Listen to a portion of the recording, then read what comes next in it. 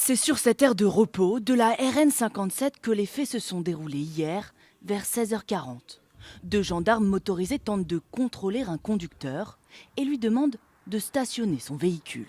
Dans un premier temps, il obtempère, mais quand l'un des motards descend de son engin, eh bien, il recule et il l'écrase. Et puis, cet individu va tenter de partir.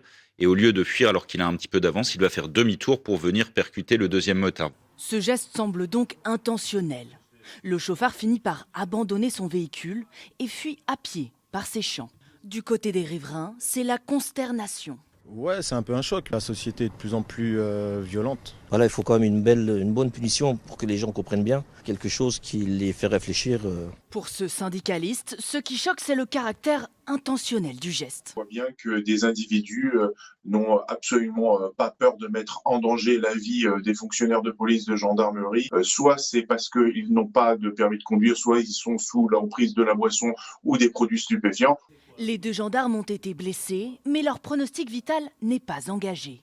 Le conducteur, lui, est toujours activement recherché. Le ministre de l'Intérieur réagissait hier soir sur X. Je condamne fermement cet acte grave qui met volontairement en danger la vie de ceux qui nous protègent.